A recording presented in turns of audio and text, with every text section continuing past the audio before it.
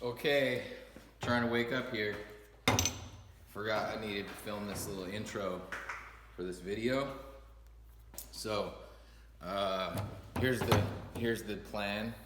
This is gonna be part one of a three-part series of these videos to show you guys how I made this vessel. So this first part, I'm going to show you, I'm going to be making this the vessel portion, and then the other two parts will be the construction of this topper. And then the plan is, let's see, what's today? Today's Thursday. So I'm gonna, this video is going up today as soon as I finish this yakety. And then tomorrow, the second part where I start on this topper will go up. And then Saturday, the third final part will go up. And because it's like over an hour and a half in all this, so I figured I'd break it up instead of speed it up. And then let's see, Monday morning in our Facebook group, Evolving Creations Lampwork, I'm gonna put this up for auction, and it'll start at 0, and that's the deal. That's the plan. I figure, making these videos takes time, and it was kind of stressing me out trying to figure out how I was going to fit it in and make it work. And I have the Patreon set up, and so if you want to, I just have one tier. It's basically like a tip jar, or whatever, for the moment. For $5 a month, you can become a patron. We chat there, and you can weigh in, ask questions, whatever. Do my best. Oh, and the third video I'm gonna premiere, so I'll be live with you guys. I should have figured this out before I posted this.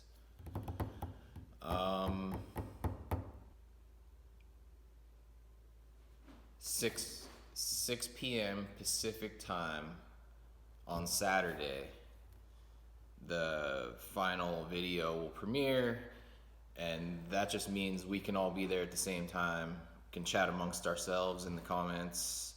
I can answer some questions and see how that works out. I've never done that before, so yeah, we'll try that out. Maybe it'll just be me there by myself, maybe not, so we'll give it a go. So yeah, I think that's the gist of it. So this video, we'll make this. Tomorrow we'll start on this. Saturday we'll finish this, and then maybe we'll all be there at 6 p.m. Pacific time when the video goes up. Yeah, figure it out as I go. So cool, let's make this vessel. And I'll tuck this safely away here in the meantime. Hope you guys enjoy.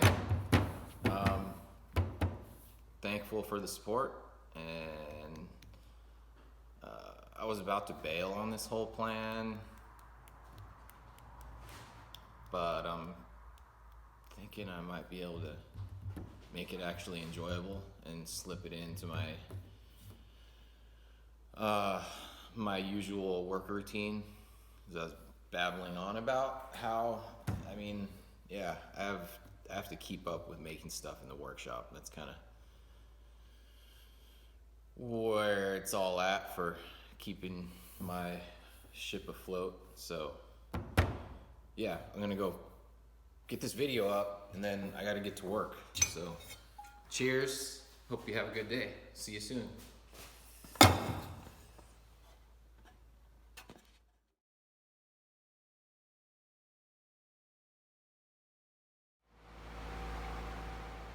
Press record. Climb down from the bar stool. Shuffle some stuff around. Fire up the torch.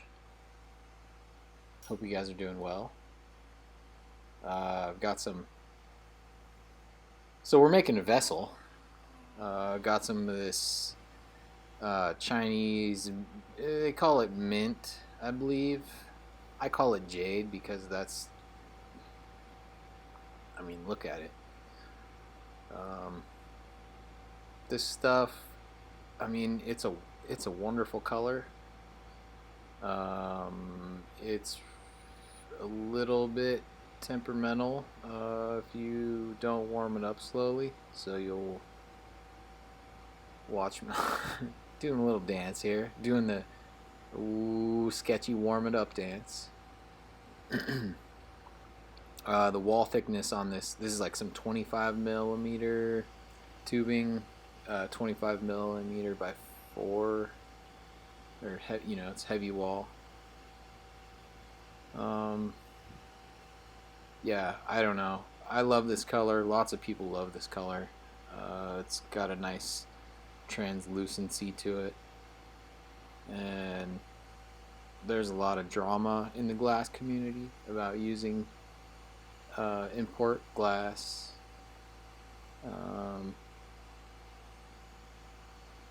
But I use, I use colors I like. Most of the colors I use are American-made colors, and I use Cymax. And Cymax is made in Czechoslovakia, and all of our oxides and colorants, a lot of the oxides and colorants that are used for American color, they're mined in other countries. A lot of them mined in China and whatnot. Anyway, I try to stay out of all of that. I just use colors I like. I like this color. Uniform tube size. Generally, the thing about these, Chinese colors, I don't really use them with much but themselves because their compatibility is a little bit iffy. So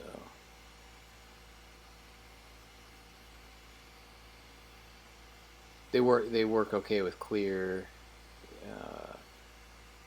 Just don't do any, and they all work really well with when you blow them out on the thinner side. Okay, so anyway, pulling a point here. This is the blank for the vessel.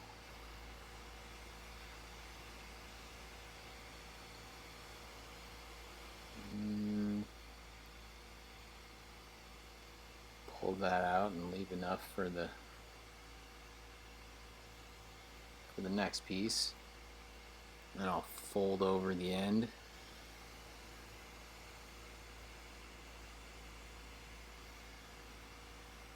That's gonna make it so I can pop that off to open up the end. And now I'm gonna pull a small point for the foot. And I'm trying to do this pretty quickly. I set that blank down in my wood block to hold it up over there, and I want to do this quickly so that doesn't cool down all the way. But I kind of flame annealed it so that it'll be fine until I get this done.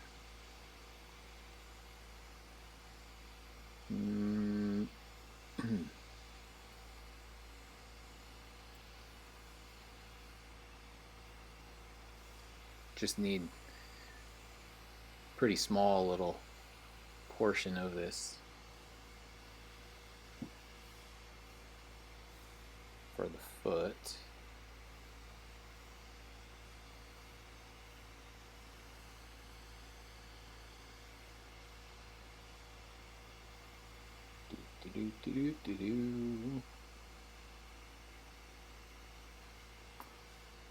Flame cut. This thing's still pretty warm. Notice this weird reflection in this. Apologies for that. Some weird. I think it's because of how I have the piece of didymium glass. There's some reflection in the lens when I turn on this annealing flame. In the bottom left there.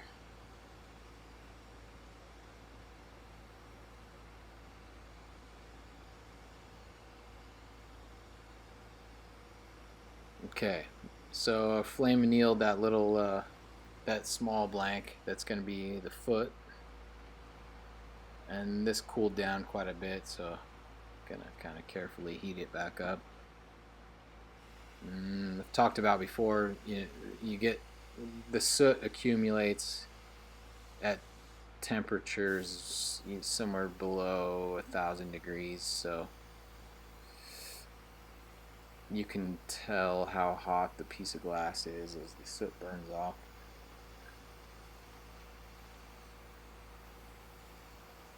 Relatively roughly. So now I'm kind of just truing up the shoulders.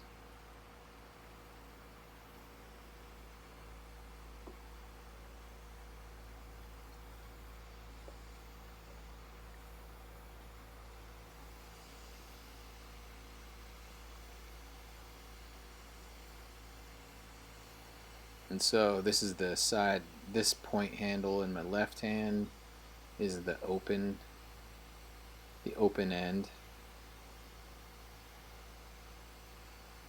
So I'm just focusing that flame and working on a constriction, just wanting the glass to thicken there. So I'm forming the neck of the vessel here.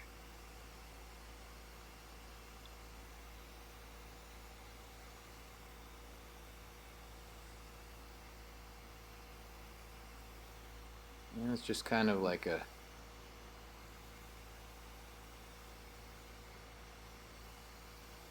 process of first thickening and then drawing it out. So the glass gets thicker, and then as you pull it out, you kind of pull out the wall thickness.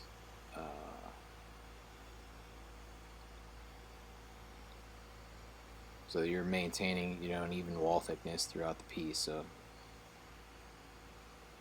obviously, if you heat up glass and you stretch it out, it gets thinner. So first you heat it up and let it thicken, and then when you stretch it out, you wind up with a longer, skinnier section of tubing with the same wall thickness as the rest of it.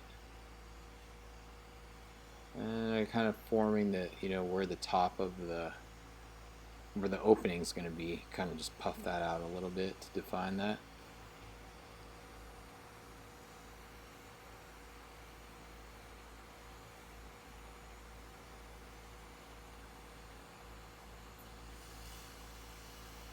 And so yeah, this is going to be, kind of, like a conical amphora shape.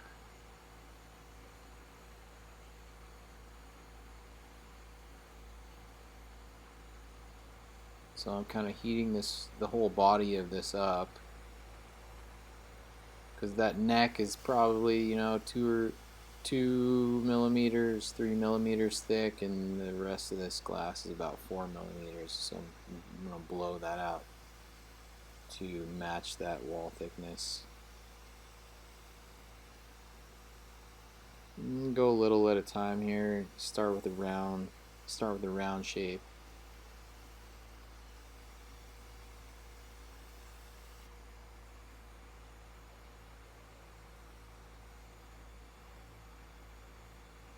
And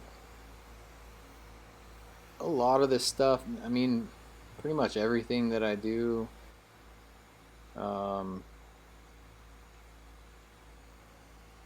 a lot of it I'm kind of just, I have a rough idea of what I'm going for, but kind of everything I make, a lot of the things, most of the things I make, everything's a little bit different. So I'm kind of feeling my way through things and um, just looking at it and trying to get it into a form that I like. And I kind of knew what shape I was going for with this, but the scale is a little different than pieces that I've done in this shape before, and so process is the same though. Starting with the round shape and then pulled that taper down, and now I'm gonna form the shoulder. So I focus the heat where that shoulder is gonna be, and I'm pushing my hands together while I rotate. And you can see that like harder edge form on the top.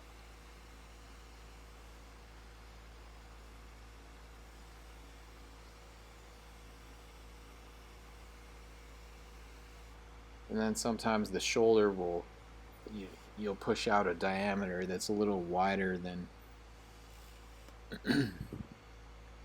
the kind of the you'll lose that cone shape where you'll get that shoulder that rolls out a little bit wider, and then we'll catch the rest of that up as this goes on.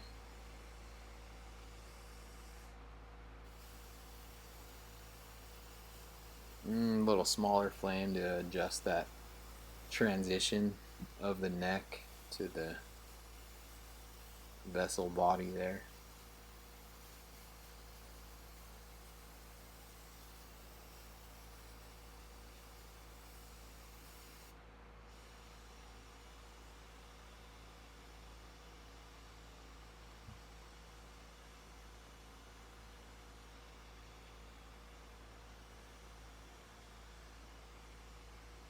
I get caught up fussing with stuff quite a bit, just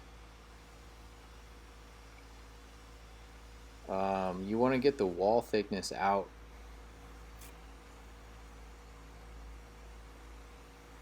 You have a determined amount of glass to work with, and sometimes you can get more volume out of that amount of glass if you carefully work the wall thicknesses out.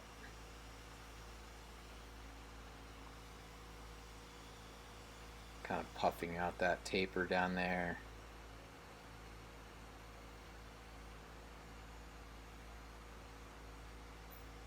And then you can kind of give it a little bit of a tug to straighten the sides.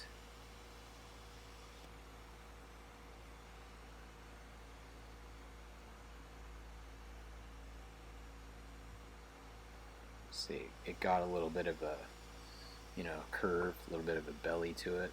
So now I'm like just real gently pulling, pull and blow there.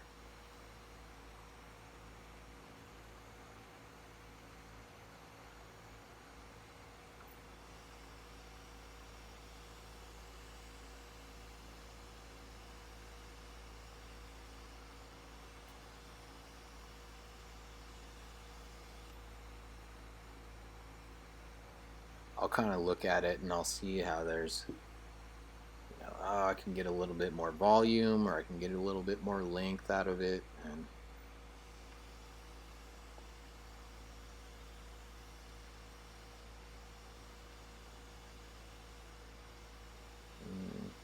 mm,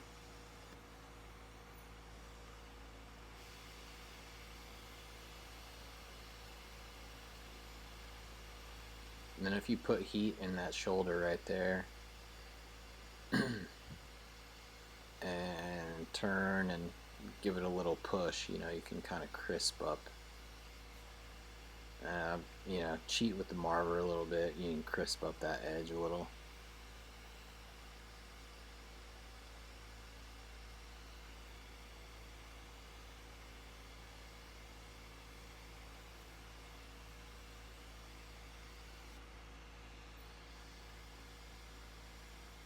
Yeah, and for better or worse,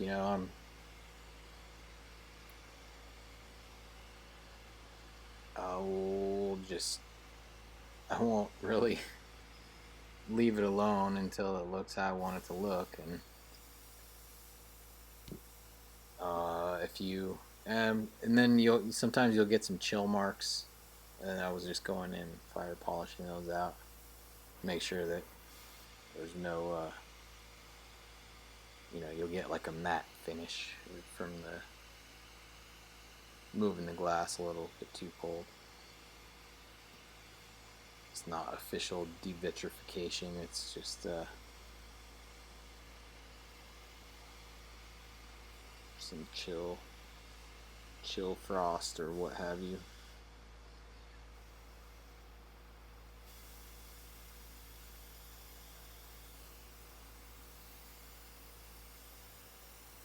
And that's kind of the pitfall of, if you try to make different stuff all the time, then there's more fussing with things. If I locked in and decided to make a run of this exact vessel, then you build up a rhythm, and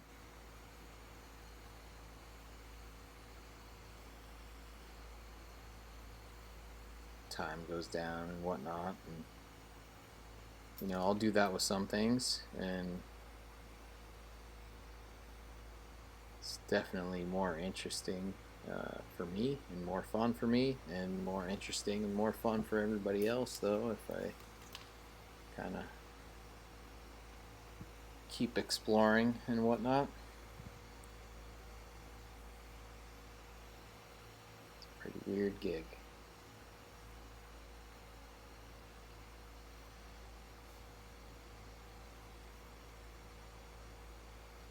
So just kind of marvering to get that nice taper on there.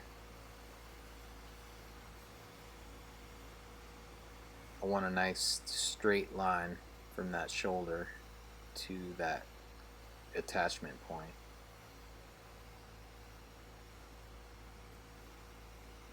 I'm puffing on it really quickly just to bring the sidewalls out. And just turn and marver it.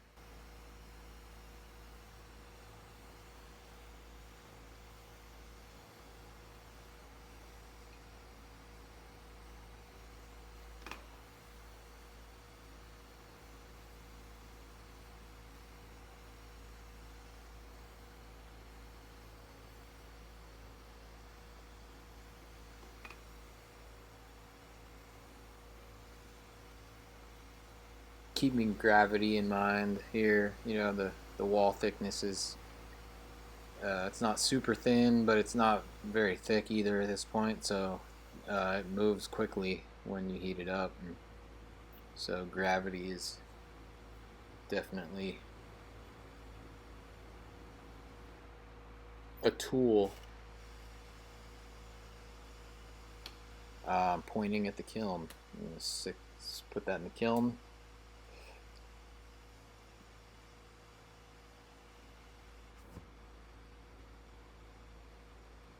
With the handle out, of course. The blow tube. So carefully just heating up this small blank I have for the foot.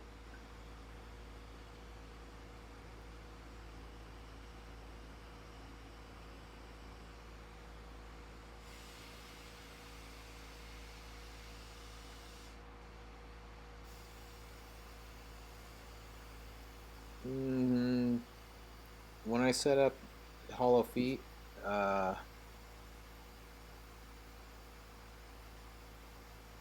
feet are kind of about gradients, all the way through. You want a gradient of thickness,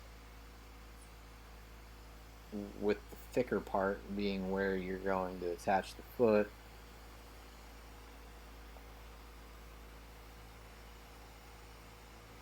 So I'm necking down here. So on my left hand, that's going to be the attachment point that's going to attach to the bottom of the vessel. And so you want, kind of a subtle transition of that being the thickest the wall, and then I'll neck this part down here where the bubble's going to be opened to flare the foot out.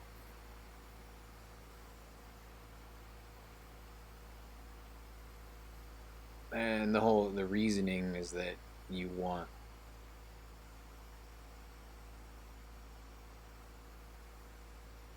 it's a control. It's about control. You want the thicker glass towards where the foot's going to attach, because you don't want that to move when you're flaring that foot open. That's your whole control point. And when we open this bubble and flare it out, the thicker part is going to be able to take more heat before it starts moving, and that's going to help everything else stay on center and stay round. And so I come in with the diamond shears, tap that off. So that's closed and fairly thick in comparison to the rest of the bubble.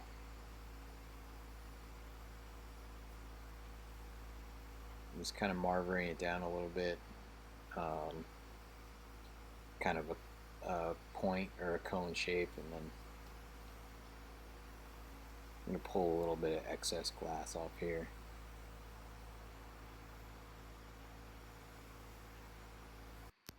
You have to be careful with like internal profiles when you connect things. You don't want, it's hard to explain, like when you push hollow things together, you don't want the glass to go in and tag sidewalls or anything. So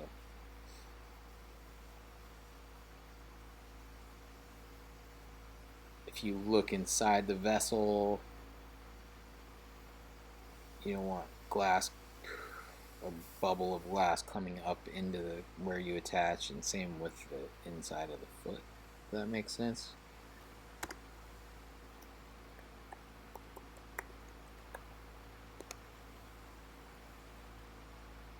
And just carefully heating up those two tips and coming in and pushing them together. And so this method of constructing a vessel it's efficient, but it's you have one chance. If you screw up the foot when you do this, then you have to tear it off, and you might hurt your vessel in the process. So I puffed into the vessel and into the foot there, just to kind of help ensure a smooth internal surface, like I was talking about. You don't want glass pooching in too much.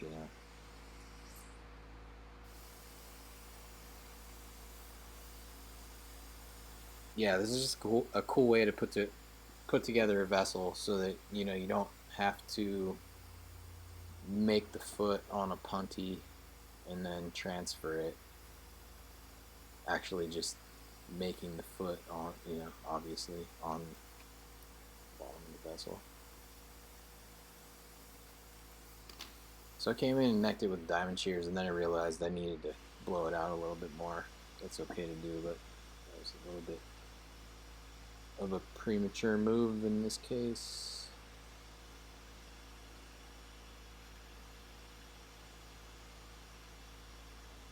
All is well as long as things stay on center.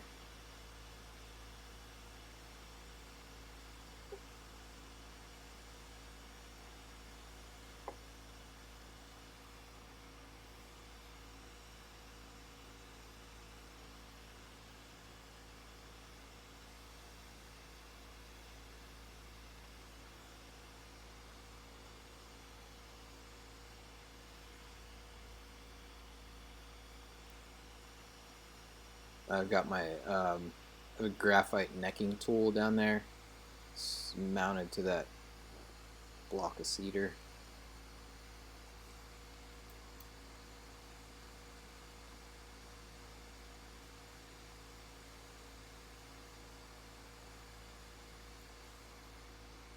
So neck it down and then give it a pull, neck it down, give it a pull, and then knock that sucker right off of there. Got a nice little 5 or 6 millimeter hole.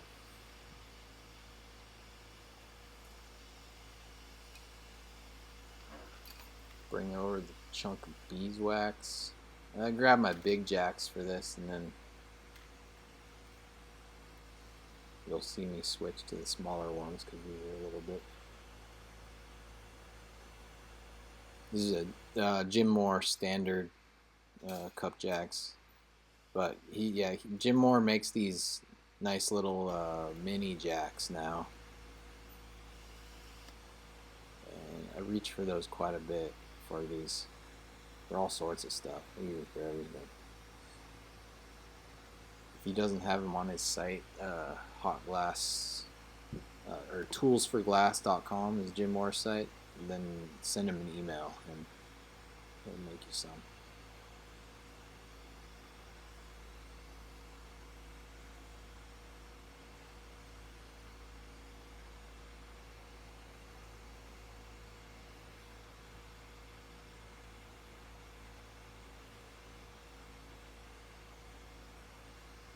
So yeah, gotta have that heat gradient so you have the, the hottest glass at the edge.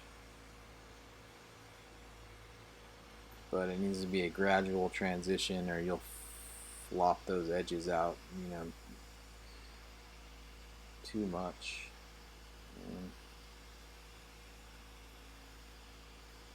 And the tooling is more of a control thing. You use a lot of centrifugal force and gravity and heat to spin the foot out, and tooling can help things along and keep it in control. But if you try to force the glass with tools, you use graphite tools, just as well to flare feed out, and it's just kind of preference. Jacks are kind of, you have to wax them constantly and all that, but I really like having the two control surfaces to move the glass out with. Anyhow, take a knee here, get the right viewing angle, make sure it's straight when you turn it. And then I've got a light over there. I'm just checking to see if there's any chill marks on the top of the foot. It's common that you'll get some when you flare that out. You don't have, you're folding the glass up towards the vessel, and a lot of times that surface is a little bit cooler. Get some little haze on there, and that'll just fire polish off. You need a reflection, you need a bright light reflection to see it. So anytime you're flaring feet or flaring things, it's always good to give it a close inspection with a bright light, make sure everything's looking glossy. If it's not, then really sharp oxidizing flame, get in there quickly and you'll smooth it out and get on with your life. A little flame annealing here.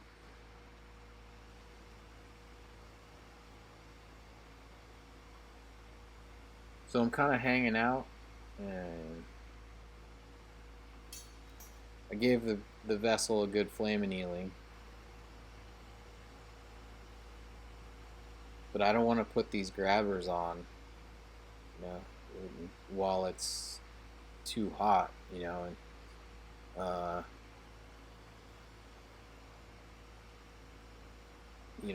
it's glass is intuitive, and so you kind of want the glass, you want to flame anneal it, and you kind of want the glass to cool down below strain point before you put those warm grabbers on. And so that's kind of an intuitive thing. And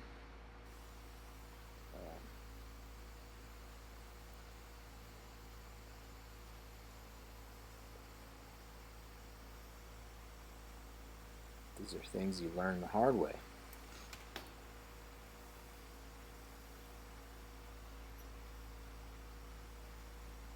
And necking down, opening.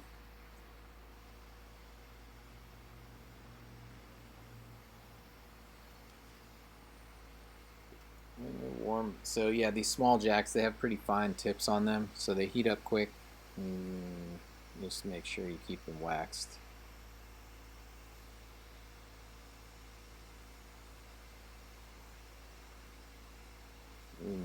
I like that about them too. You can use that back strap to square up openings. I'll put a little bit of beeswax.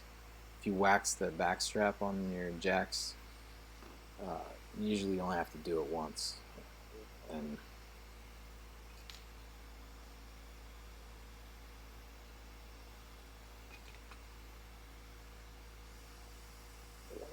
help the glass move smoothly.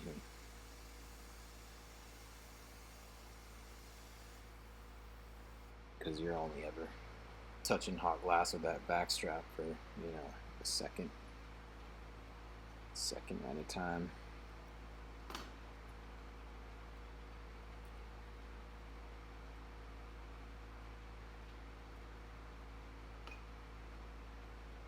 Sometimes as the grabbers cool down, the metal contracts and they'll get a slightly looser, so you might need to adjust, tighten them up again. So I'm just kind of looking for a pleasing flare on the opening, and it's looking well, looking good.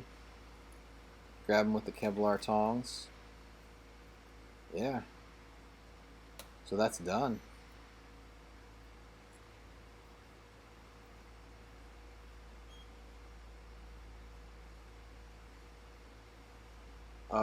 And then since that foot's pretty cold, and you want to be nice to this green, to this glass, like I'll hold it in the kiln above the kiln floor for a few beats, rather than just go directly in and drop it on the kiln floor. I'll hold it in there before I put it down. Climbing on the stool, turn off the camera. All right, thanks y'all. I'll see you on part 2 and 3 of this one. And yeah, thanks for watching.